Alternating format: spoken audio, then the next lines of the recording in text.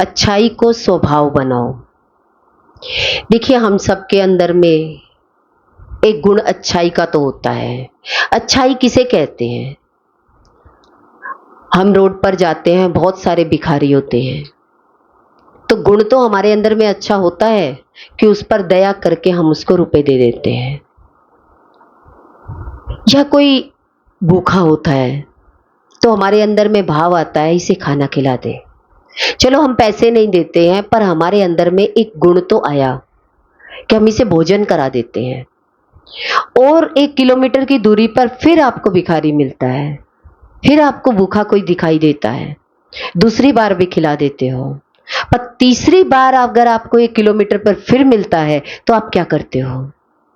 इसका मतलब हमारा क्या है, बाहरी आवरण से देख करके तो हम अच्छा करते हैं, अंदर से अच्छा नहीं होता है। हमारा अंदर से अपने आप भाव आता है कि हमें क्या करना चाहिए। अच्छा कार्य क्या है? पहले हम अपने को जाने कि मैं कौन हूं। वो तो हम जानते नहीं है, पर बाहरी आवरण से हमने गरीब को देखा, भिखारी को देखा, तो हमारे अंदर में गुण तो इसका मतलब है। हम उन गुणों को परमानेंट नहीं रखना चाहते। बाहर देख करके हमारे अंदर में भाव आता है, अच्छा भाव प्रकट होता है। तो इसलिए गुरु हमें कहते हैं कि हमेशा आपका वो अच्छाई जो है वो स्वभाव बन जाए। ईमानदारी से कमाए और ईमानदारी से कितना आप निकालना चाहते हो अच्छे में आप कितना निकालना चाहते हो। देखिए, एक इंसान 5 लाख रुपए कमाता है, वो अच्छा करेगा तो कितना करेगा? 50 भिखारियों को बिठा करके एक बार खाना खिला देगा। पेट तो एक बार भरेगा या रोज भूख लगेगी? अच्छाई हमेशा के लिए रहनी चाहिए या खाना एक दिन के लिए मिलना चाहिए? पर परमानेंट नहीं हो पाती। उसका कारण क्या है? वो अच्छाई हमारा स्वभाव नहीं बन पाती। वो अच्छाई हमारे स्वभाव में आ जाए तो हमारे आंतरिक तरंगे शुद्ध हो जाए। अच्छाई होने पर आपका स्वभाव बन जाएगा। और रेगुलर अच्छाई किस में होती है? जब हम गुरु के ज्ञान में आते हैं तो ज्ञान के द्वारा गुरु हमें कहते हैं कि आप कितना कर सकते हो अच्छा, कितना अच्छा कर सकते हो। जो सामने दिखाई दे वो तो टेम्परेरी है, थोड़ी देर के लिए है, पर थोड़ी देर में अगर 4 आदमी और आपसे मांगने लग जाए तो आपका वो स्वभाव नहीं बना रहेगा, आपका स्वभाव क्रोध का हो जाएगा। और वो क्रोध क्या करेगा? आपको नुकसान करेगा।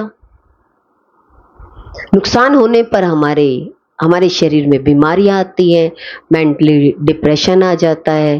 कारण यही बनता है। इसीलिए बताया कि अच्छाई इस तरीके से करो जिससे कि आपकी परमानेंट बनी रहे। सद्गुण किसे कहते हैं? जो सदा हमारे अंदर कायम रहे, सदा बना रहे, उसे सद्गुण कहते हैं। जैसे any time, anywhere, for anyone. जैसे एग्जाम्पल से समझिए कि नमक का स्वभाव कैसा है। नमक कैसा है? खारा है। उसको चाहे आप इंडिया में इस्तेमाल करो, चाहे अमेरिका में करो, कहीं भी इस्तेमाल करो, उसका स्वभाव नहीं बदलता, वो खारा ही रहेगा। तो सागर का पानी कैसा रहेगा? खारा ही रहेगा। तो नमक का स्वभाव वैसा ही रहेगा। ऐसे ही तत्व दृष्टि से जब हम आत्मज्ञान में आते हैं, आत्मा की स्थिति बनती है, तो कहते हैं कि नमक जैसा कि कहीं नहीं बदलता है, पर इंसान का स्वभाव यहाँ कहीं सत्संग में कुछ और, व्यवहार में कुछ और कहीं जाए तो वहां कुछ और। तो इस बात से समझ में आती है कि हमने जीवन में अपने स्वभाव को कितने प्रकार का बना लिया। कहीं खट्टा, कहीं मीठा, कहीं कड़वा, तो कितनी तरह का स्वभाव हो गया। हम कहेंगे माँ के सामने अपने स्वभाव को बदलना है, पत्नी सामने खड़ी है तो फिर हमें वो स्वभाव को बदलना है, बच्चा खड़ा है तो बच्चे के हिसाब से बदल जाते हैं। पर नमक तो नहीं बदलता। आप किसी सब्जी में नमक डालते हो, ज्यादा डाल दिया तो खारी हो जाएगा, पर स्वभाव वही रहेगा उसका। किसी भी जगह, किसी भी देश में, सारी जगह तत्व दृष्टि से देखा जाएगा उसका स्वभाव एक है। ऐसे ही हमारा आत्मा का स्वभाव एक जैसा होता है, जो कभी नहीं बदलता। तो हम आत्म तत्व में आ जाते हैं, तत्व ज्ञान में आ जाते हैं, तो नमक जैसे हो जाते हैं, खारे नहीं। नमक का मतलब होता है एक जैसा स्वभाव। ये नहीं है कि माँ के सामने बदल गए, पत्नी के सामने बदल गए, नहीं, गिरगिट की तरह रंग नहीं बदलना है। सद्गुण इसे ही कहते हैं जो एक जैसा हमेशा बना रहे। हम जब जीवन में झांक कर देखते हैं तो हम तो अपने मूड के अनुसार चलते हैं। हमारा मूड अच्छा होगा तो हम अच्छी बात करेंगे, अगर हमारा मूड अच्छा नहीं होगा तो हम अच्छी बात नहीं करेंगे। क्या कहेंगे, हमारा अभी मूड ठीक नहीं है, हमसे अभी बात मत करो, हमें कोई बात नहीं करनी। इसका मतलब तो क्या है, आपने आत्म तत्व को जाना ही नहीं। तत्व ज्ञान एक बार समझ में आ जाता है तो वो हर जगह एक जैसा रहता है। वो कहता है बदलना ही नहीं है, मैं एक जैसा रहूंगा। क्यों? क्योंकि मैं सही मायने में मैं अपनी अच्छाई को एक स्वभाव में बदलना चाहता हूं। वो है एक संसारी से हमें अध्यात्म में जब हम चलते हैं तभी जाकर के हम एक जैसे हो सकते हैं। सबसे पहले हमारे जीवन में साहस होना चाहिए, करेज होना चाहिए। सच कहना चाहते हैं, देखिए साहसी व्यक्ति किसे कहते हैं? जब हम आध्यात्मिकता में चलते हैं हमारे अंदर में साहस नहीं होता। हम घर वालों के सामने भी झूठ बोलना चाहते हैं। हम कहते हैं झूठ बोल करके भगवान में चले जाओ, कोई फर्क नहीं पड़ता। गुरु क्या कहते हैं, इस संसार में रिश्तों के बैलेंस बनाते ही रहोगे, कभी नहीं बनेंगे, फिर आप संसारी ही बने रहेंगे। इससे पता चलता है कि अगर आप सत्य की तरफ चले हो, गलत रास्ते पर नहीं चले हो, तो सही मायने में सतपथ पर चलने के लिए हमें घर वालों से नहीं डरना चाहिए, क्योंकि आप गलत काम करने नहीं जा रहे। पर शुरू में क्या सुनते थे, अरे सत्य की तरफ चलना है, झूठ बोलकर चलो। एक शराबी झूठ बोल सकता है, एक जुआरी झूठ बोल सकता है, पैसे कहां आ रहे हैं। पर आप तो आत्मज्ञान की तरफ चल रहे हो, अध्यात्म की तरफ चल रहे हो, उसमें आपको झूठ बोलने की क्या जरूरत है? उसमें आपको अपने स्वभाव को बदलने की क्या जरूरत है? जहां आत्मा का स्वभाव एक जैसा रहेगा वहां झूठ बोलने की जरूरत है ही नहीं। तो हमारे अंदर में साहस होना चाहिए सच को बताने का कि हम सत्संग में जा रहे हैं। कहते हैं आध्यात्मिक मार्ग वो है एक को छोड़कर दूसरे को पकड़ना। ये नहीं है कि हम एक को पकड़े भी रखेंगे दूसरों को भी पकड़ लेंगे। संसार का मतलब क्या हो गया, अध्यात्म पथ की तरफ चल रहे हो तो संसार से विमुख होकर ही भगवान को पकड़ सकते हो। कहने का मतलब दूसरी चीज को पकड़ना चाहते हो तो उस हाथ से आपको पहली चीज छोड़नी पड़ेगी, तब दूसरी पकड़ोगे। तो ज्ञान से क्या समझ में आया, साहस जुटाना होगा। साहस होगा तो आध्यात्मिक पथ पर चल सकते हो, नहीं तो झूठ बोल करके आप लंबी यात्रा नहीं कर सकते। हम सोचे कि चल जाएगा, नहीं हमें अध्यात्म समझ में आ जाएगा, नहीं, जीवन हाथ से निकल जाएगा, वो साहस कभी भी नहीं आएगा। समय निष्ठा, पंक्चुअलिटी। देखिए समय बलवान होता है। आप समय पर सत्संग में जाइए। देखिए महात्मा गांधी थे, टाइम के पंक्चुअल थे, समय पर जाते थे 5-10 मिनट पहले। ऐसे ही हमारे जीवन में जब हम अध्यात्म पथ पर चलते हैं तो सबसे पहले हमें सत्संग का चुनाव करना चाहिए, और सत्संग में हम टाइम से जाएंगे। और हमारी बुद्धि में यह होना चाहिए कि जो गुरु हमें बताए वो हमें सही सही समझ में आ जाए। कहा कि समय को वैल्यू देना, जो भी काम करे सेल्फ मैनेजमेंट से करें। समय को देखते हुए काम करते हो कि आपका समय आने से पहले वो काम पूरा हो जाए। जैसे बच्चे स्कूल जाते हैं, उन्हें स्कूल का होमवर्क मिला है कि कल आपको अपनी नोटबुक दिखानी है, तो बच्चे को आप क्या करोगे, समय के अनुसार उसका कार्य करवाओगे। अब 1 महीने की छुट्टियां हुई तो पेरेंट्स क्या करते हैं, समय के अनुसार काम कराएंगे तो क्या होगा, आपको जिस दिन स्कूल भेजना है उस दिन आपके पास कोई काम नहीं होगा। और हमने बच्चे के काम को पेंडिंग रख दिया, हम कहते हैं एकदम से करा लेंगे। अब बच्चा तो छोटा है, आप 40 दिन का काम 4 दिन में कराना चाहते हो, क्या होगा? क्या बच्चे का माइंड काम करेगा? तो टीचर ने 40 दिन के अगर लेसन दिया है रीड करने को या रिटर्न में दिया है, वो तो रोज का करोगे तो बात बनेगी। ऐसे ही जीवन में हमें ये शरीर मिला है, तो इसको अगर हमने प्राथमिकता में बचपन में नहीं लगाया तो व्यक्ति कहेगा 50 साल में हम भगवान में चले जाएंगे, हम टाइम से पहुंच जाएंगे। आप सुबह उठे और आपके पेट में दर्द हो गया, आप टाइम से पहुंच ही नहीं पाओगे।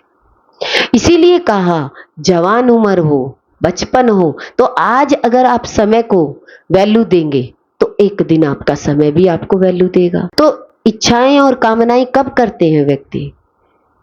समय पर तो कोई काम करते नहीं है, फिर कहते हैं मंदिर में खड़े होकर मांगते हैं, कहते हैं कि हमें ये चाहिए। अब बहुत आगे निकल चुके और जो चाहिए था वो आपको मिला ही नहीं। तो दूसरा क्या है? समय निष्ठा, समय पर अपना काम पूरा करें। तीसरा है ट्रुथ, सच। सच बोलना सीखें।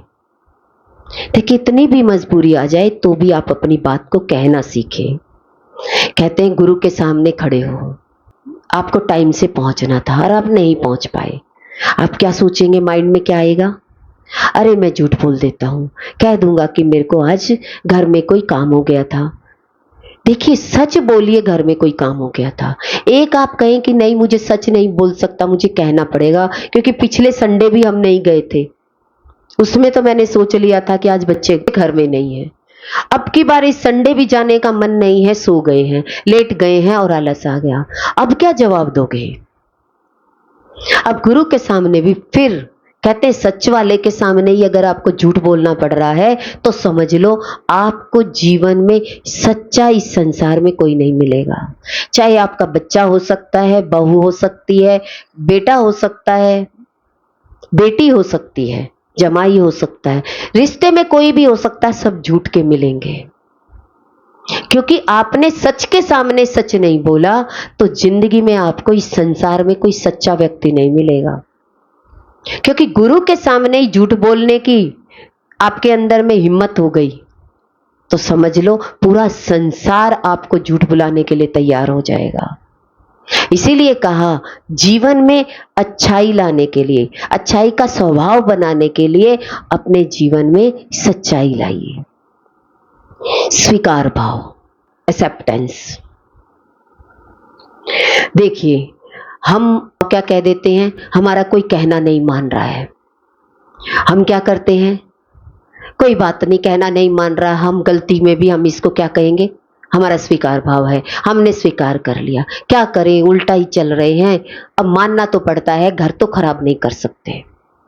कहते कोशिश करिए, एफर्ट्स डालिए उसमें, पूरा कोशिश कर सकते हो आप अच्छा करने के लिए, पर सही मायने में स्वीकार भाव तब स्वीकार करिए कि सामने वाले व्यक्ति को मौका मत दीजिए गलत करने का, पर व्यक्ति गलती में ही स्वीकार कर लेता है। कहते हैं मजबूरी है, क्या करें, ये तो ऐसा ही रहेगा, मुझे तो स्वीकार करना है ना। देखिए आप अपनी जीभ पर कोई कड़वी चीज रखते हो तो आपकी जीभ भी थूक देती है, क्या कहती है, थूक दो, गले में नहीं जाएगा। पर आप स्वीकार भाव कैसे कर सकते हो? गलत आचरण करने वाले व्यक्ति के सामने आप अपने आप को क्या कहते हो, मैंने इसकी बात को मान लिया। कहते नहीं, कुछ भी हो जाए गलत बात को स्वीकार मत करो, ये अच्छाई का स्वभाव नहीं है, हम तो उसे गलत करने का मौका दे रहे हैं। इसलिए अपने जीवन में पूरे एफर्ट्स डालने चाहिए, उसके बाद अगर कोई काम ना बने, कोई व्यक्ति ना माने, तब उसको छोड़ देना चाहिए। ये स्वीकार भाव है। अब गलत को भी हमने स्वीकार कर लिया तो इसका मतलब क्या हुआ, ये तो गलत हो गया, ये अच्छाई का स्वभाव हुआ ही नहीं।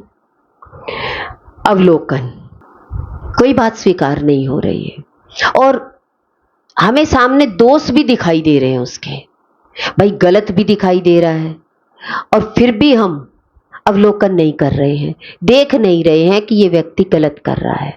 कहते स्वीकार भाव कर ले आते हैं, फिर हम देखते नहीं है तो कहते हैं अवलोकन करिए, क्या ये सही है या ये गलत है। आपको सही और गलत को तो देखना होगा। अगर आपने सही गलत को नहीं देखा तो आपने बुद्धि को तो लगाया ही नहीं। बुद्धि का मतलब क्या है? सही और गलत को देखना, अच्छाई और बुराई को देखना। जब अच्छाई को देखेंगे, देखिए कोई दोष ही नहीं है, तो सही मायने में आपका स्वभाव बन जाएगा।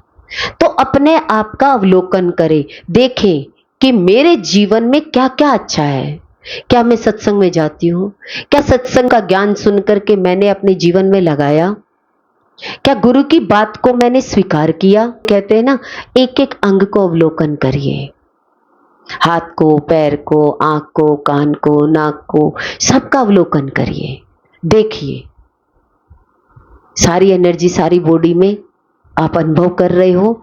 उसी प्रकार गुरु हमें कहते हैं, इस जगत में रहते हुए आप अपने आप को देखिए। सुबह से लेके शाम तक आप अपने आप को देखें कि मैंने कौन सा काम गलत किया और कौन सा अच्छा किया, कि आज जीवन में क्या क्या काम अच्छा किया और क्या क्या बुरा किया।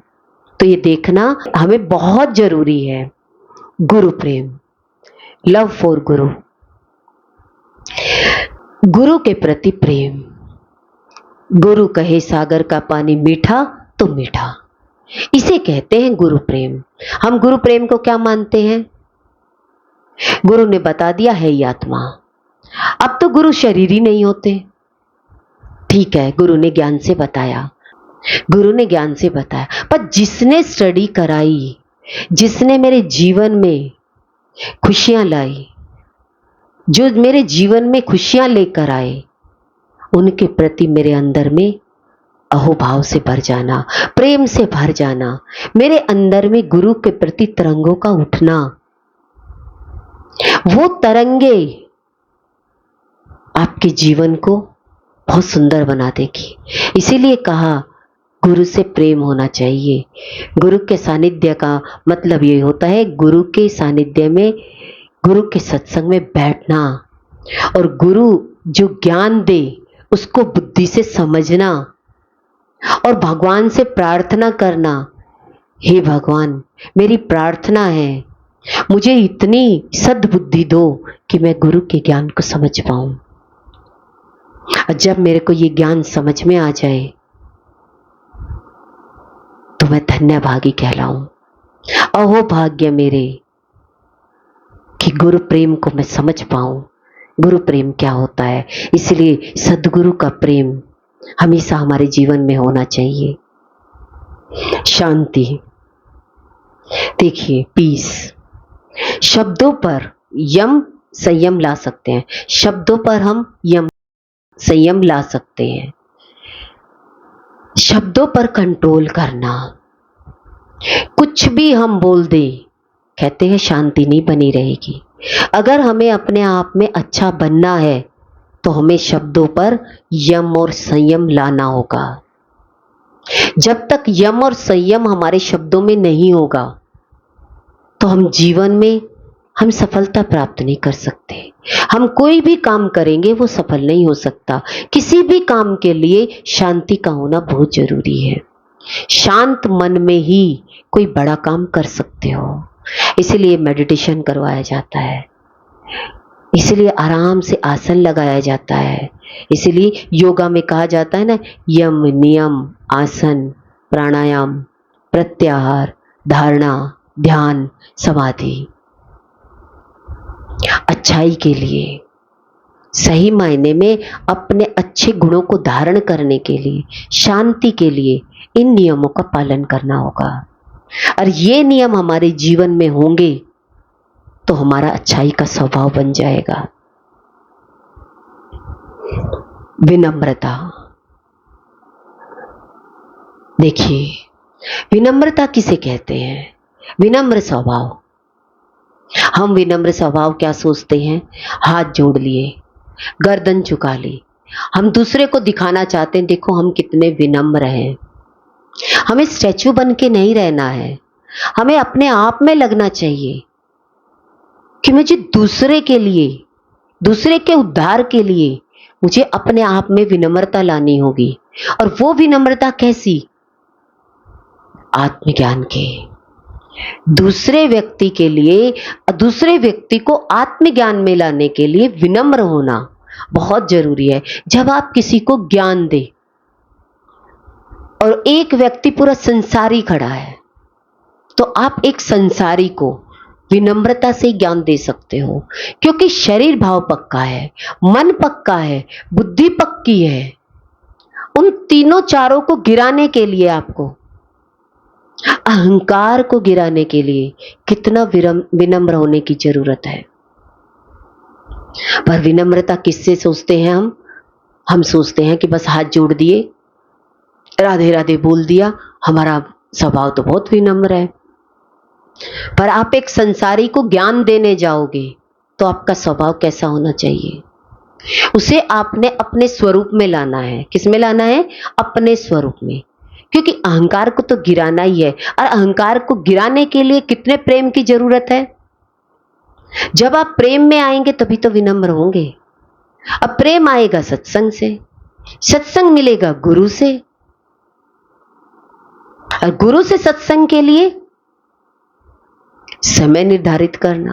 15 मिनट पहले गुरु के सत्संग में जाना और फिर डिसिप्लिन में बैठना, बैठ करके फिर गुरु जो कहे उस बात को अपने जीवन में लगाना, उस बुद्धि से समझना। देखिए, ये सारे स्टेप आपको वन बाय वन लाने पड़ेंगे, तब आप आत्मज्ञान के अधिकारी होंगे, तब आपका अच्छाई का स्वभाव बनेगा। नहीं तो अच्छाई टेम्परेरी रह जाएगी। भिखारी को देखकर खाना दे सकते हो, पर सही मायने में आप परमानेंट भिखारी को विनम्र भाव से नहीं बोल सकते। आपका स्वभाव चेंज हो ही जाएगा। दूसरी बार वो मांगने आएगा तो आप गुस्से में आ ही जाएंगे। आप अपने स्वभाव में आए बिना रहोगे ही नहीं। इसीलिए कहा विनम्र भाव खाली सत्संग से आ सकता है, गुरु के सानिध्य से आ सकता है। देखिए, हम गुरु के सामने पहली बार गए तो कैसे थे? हम अपने आप को बिल्कुल सही समझते थे, पर गुरु ने कभी भी हमें गलत नहीं ठहराया कि तुम यहां गलत हो। कितना प्यार दिया। जब सदगुरु का प्रेम मिला तो कहते हैं प्रेम में तो लोहा भी पिघल जाए। हम तो लोहे जैसे ही गए थे, इतने कठोर गए थे। कितना प्रकृति हमें दंड देती। अब लोहे को तो कितना कैसे दंड मिलता है, देखिए कितना लाल किया जाता है, और लाल करने के बाद भी वो टूटता नहीं है, उसके ऊपर हथौड़े मारे जाते हैं। ऐसे ही संसार में व्यक्ति अगर शरीर का अहंकार होता है तो बहुत हथौड़े पड़ते हैं, बहुत प्रकृति की चपेट मिलती है, फिर मन पर, फिर बुद्धि पर। तब भी लगातार गुरु का ज्ञान सुनोगे तब, नहीं तो संसारी व्यक्ति को तो पता ही नहीं है मार पड़ी क्यों रही है। एक जानवर होता है, पिटता ही चला जाता है, उसे नहीं पता मैं बार बार यहां आके बैठता हूं और मालिक मेरे को डंडा मारता है, इसलिए मार रहा है कि यहां नहीं बैठना। पर जैसे ही मालिक दूसरी तरफ गया फिर बैठ जाता है। ऐसे ही संसारी का स्वभाव होता है। उसे बार बार गुरु का ज्ञान मिलता है, तो आत्मा है, शरीर नहीं है। बार बार शरीर के रिश्तों की बात, बार बार अपनी मानसिक परेशानी की बात, बार बार अपनी बुद्धि से मैं डॉक्टर हूं, मैं इंजीनियर हूं, मैं पायलट हूं, ये बात, ये सब अहंकार की बात करते हैं। कहां से समझ में आएगा ज्ञान? कहते निरंतर गुरु के पास बैठे रहेंगे, और तब जब हम बार बार संसार में जाएंगे तो हमें गुरु का ज्ञान याद आएगा, और गुरु का ज्ञान हमारे को सद्बुद्धि देता है, और ये सद्बुद्धि विनम्र स्वभाव में लेकर आती है। नेक्स्ट है निष्कामता। निष्कामता किसे कहते हैं? देखिए,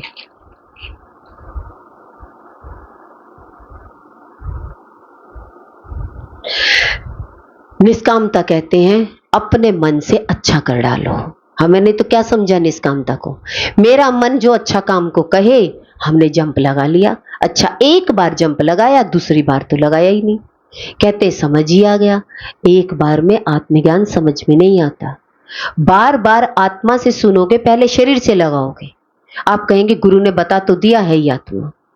देखो मेरी उंगली कढ़ाई में मेरी घी में चली गई, मुझे अनुभव नहीं हुआ। एक व्यक्ति कोमा में चला गया, कहते हैं देखो इसके शरीर को अनुभव ही नहीं हो रहा। ये तो समाधि में है।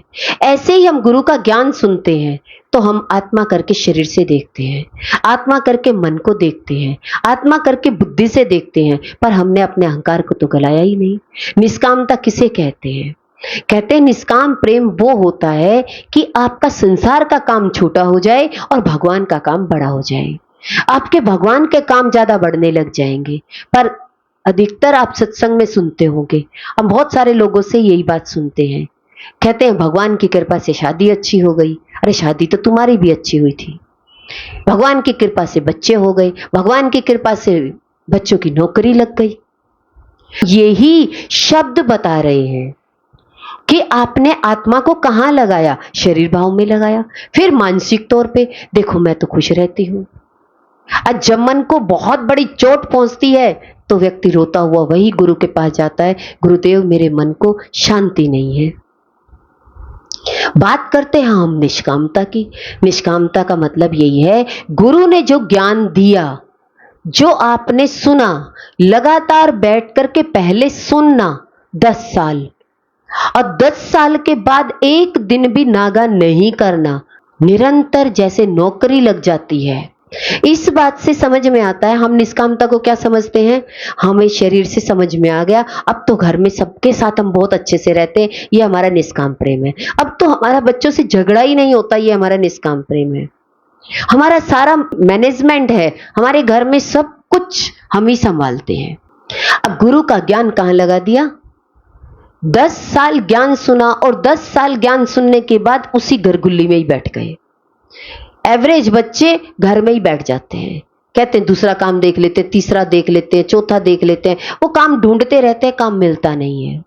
ऐसे ही जब गुरु के ज्ञान से निकला हुआ बच्चा वो कहता है एक दिन भी नहीं बैठूंगा, मुझे तो जो गुरु ने ज्ञान दिया है इसे मैं आज ही बांटूंगा, क्योंकि जो सुख मुझे यहाँ मिला वो सुख सबको मिले। जो प्यार गुरु ने मुझे दिया वो प्यार मैं, जैसे गुरु ने मुझे अपने लिए, कहते हैं ना सारा अपना काम छोड़ करके गुरु हमें ज्ञान देने बैठते हैं। उन्होंने अपने घर बार किसी को नहीं देखा, हमारे लिए तो देखा नहीं, हमें नहीं पता, पर घर की मैनेजमेंट भी बनी रही और हमें समय भी दिया।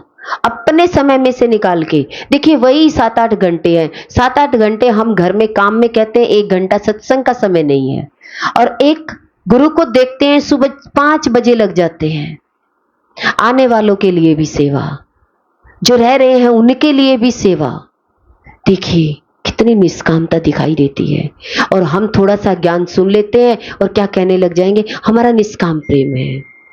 निष्काम प्रेम उसे कहते हैं जो गुरु का ज्ञान लेकर के तुरंत, जैसे अम्मा जी के बारे में सुनाया बताया कि अम्मा जी पहले ही दिन जो गुरु से ज्ञान लेकर आई तो घर घर बांटने चली गई। और आज के कलयुग में सत्संग सुन के समय ही कहाँ है। अब तो घर में काम बढ़ गया है, अब तो बेटे की शादी हो गई, ये हम निष्काम प्रेम कहते हैं। हम थोड़ा सा गुरुद्वारे पर जाकर के 1 घंटा सेवा कर दें तो हम कहते हैं हमारा निष्काम प्रेम है। हम करके तो आए हैं, 10 लोगों की रोटी बनाकर आए हैं, वो तो आप घर में भी बना रहे थे। ज्ञान का सुनना और ज्ञान को बांटना ये निष्काम प्रेम है। इसलिए हमेशा कहते हैं ज्ञान की शक्ति, ज्ञान का प्रेम जो अंतर से प्रकट हो, आपके आंतरिक शक्ति से प्रकट हो, आंतरिक तरंगे आपकी बाहर की तरफ आ रही हो, उसे कहते हैं निष्काम प्रेम। उसे कहते हैं अच्छाई का गुण, अच्छाई का स्वभाव बन जाना। तो अपना स्वभाव अच्छाई का बनाने के लिए क्या क्या होना जरूरी है, ये आपको पॉइंट्स बताए, अपने जीवन में लाए और देखें क्या मेरे जीवन में निष्काम प्रेम आया है। गुरु भगवान के अनंत अनंत शुक्राने हैं।